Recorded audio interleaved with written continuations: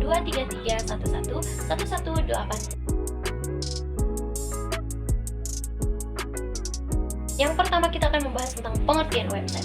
Website adalah kumpulan halaman web atau lokasi di internet tempat Anda menyimpan informasi dan menyajikannya agar bisa diakses oleh siapapun secara online. Informasi ini bisa tentang diri Anda, bisnis, atau bahkan topik yang Anda nikmati. Kedua adalah sejarah website. Nah, sejarah situs web dimulai oleh tim Berners-Lee yang mengembangkan World Wide Web atau WWW pada tahun 1989 loh.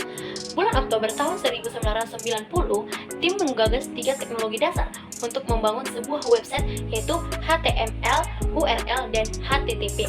Nah, awalnya website dirancang hanya untuk berbagi informasi di kalangan para ilmuwan desain loh.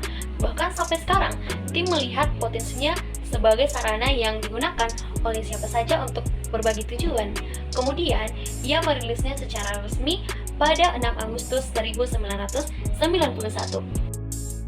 Kemudian kita akan membahas yang ketiga, yaitu jenis-jenis website. Nah, jenis yang pertama itu adalah blog pribadi. Apa sih itu blog pribadi? Blog pribadi adalah blog yang seluruh pengelolaannya diatur berdasarkan keinginan atau kebutuhan pemiliknya. Nah, kontennya juga merupakan gagasan hasil olah pikir pribadi mengenai topik yang menurut pemilik blog menarik untuk dibahas. Yang kedua adalah website e-commerce. Website e-commerce adalah platform daring yang digunakan untuk memfasilitasi pembelian dan penjualan produk atau layanan melalui internet. Konsep dasarnya adalah menjembatani interaksi antara penjual dan pembeli tanpa harus berlangsung secara fisik. Yang ketiga adalah website company profile. Website company profile atau profil perusahaan didefinisikan sebagai pengenalan profesional yang bertujuan untuk menarik perhatian pembaca dan menginformasikan tentang perusahaan secara ringkas. Nah, website company profile dapat menjadi cara yang efektif untuk menunjukkan bisnis kepada pelanggan atau pemangku kepentingan. Nah, berikut adalah contoh website company profile. Kemudian yang keempat adalah website pemerintahan. Nah, website pemerintahan merupakan website informasi dan sarana komunikasi yang menjadi penghubung pemerintahan sebagai pengelola segala kegiatan dan potensi yang ada di pemerintahan dengan publik. Pengguna yang ingin memperoleh informasi dan menyampaikan sesuatu tentang daerah tersebut. Berikut adalah contoh website pemerintahan. Kemudian yang kelima adalah website berita. Website berita adalah suatu halaman website yang menyediakan informasi tentang suatu kejadian terbaru atau kejadian yang sudah terjadi.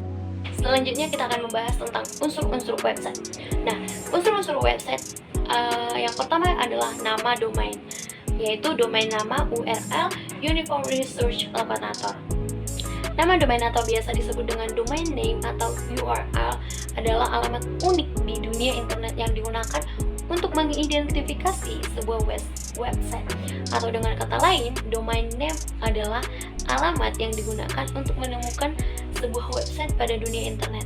Contohnya http://www.includeshot.com.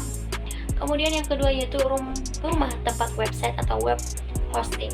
Web hosting dapat diartikan sebagai ruang yang terdapat dalam hard disk, tempat penyimpanan berbagai data, file-file, gambar, video, data email, statistik, database, dan lain sebagainya yang akan ditampilkan di website. Besarnya data yang bisa dimasukkan tergantung dari besarnya hosting yang disewa atau yang dipunyai. Semakin besar hosting, semakin besar pula data yang dapat dimasukkan dan ditampilkan dalam website. Kemudian yang ketiga yaitu bahasa program atau scripts program. Bahasa program adalah bahasa yang digunakan untuk menerjemahkan setiap perintah dari website pada saat diakses. Contohnya HTML, ASP, PHP, JSP, kemudian JavaScript, Java, Alplet, XML, dan lain sebagainya. Yang keempat adalah desain website. Nah, desain website sangat berpengaruh kepada penilaian pengunjung akan bagus tidaknya sebuah website. Nah, untuk membuat website biasanya dapat dilakukan sendiri atau menyewa jasa website designer. Yang kelima adalah program transfer data ke pusat data. Nah, Para web designer mengerjakan website di komputernya sendiri. Berbagai bahasa program, data informasi teks, gambar, video, dan suara telah menjadi file-file pendukung adanya website. Nah, website tersebut bisa dibuka menggunakan program penjelajah atau browser sehingga terlihat sebuah website utuh dalam komputer sendiri secara offline. Kemudian yang keenam adalah publikasi website. Yang kelima adalah platform pembuat website gratis. Nah, di sini saya akan menjelaskan beberapa platform pembuat website gratis. Yang pertama itu adalah Google Sites. Google Sites adalah layanan website pribadi ataupun profesional yang tidak memungut biaya loh, ataupun biasa disebut dengan gratis. Layanan ini merupakan layanan yang dibuat oleh perusahaan Google. Menurut Budi Harsono, dalam panduan e-learning menggunakan Google Sites. Google Sites adalah salah satu produk dari Google sebagai tools untuk membuat website. Pengguna dapat memanfaatkan Google Sites karena ia mudah dibuat dan dilakukan oleh pengguna awam. Yang kedua yaitu WordPress. WordPress adalah open source content management system atau CMS yang merupakan tools populer untuk seseorang yang ingin membangun website dan blog, bahkan tanpa perlu memiliki basic programming. Kemudian yang ketiga adalah Zero. Nah, Zero adalah sebuah platform yang digunakan untuk membuat website secara instan, sama seperti Weebly, Siteflow, atau Wix. Zero telah dilengkapi dengan template dan fitur drag atau drop untuk proses kustomisasi. Nah, Zero juga dilengkapi dengan fitur untuk custom domain, sehingga Anda dapat mengubah alamat website Zero menjadi nama domain Anda sendiri. Namun, untuk bisa menggunakan fitur ini, Anda harus menggunakan akun premium. Apabila akun Anda masih free, maka Anda bisa melakukan custom domain. Kemudian yang keempat adalah Webdone. Webdone adalah website builder yang dicetuskan di tahun 2008 dan sudah melayani lebih dari 40 juta pengguna website. Nah, Webdone dapat menawarkan jenis website apapun mulai dari company profile, katalog e-commerce, atau portfolio website. Webdone memiliki fitur yang mudah dan ramah untuk pemula website yang tidak memiliki skill dalam coding.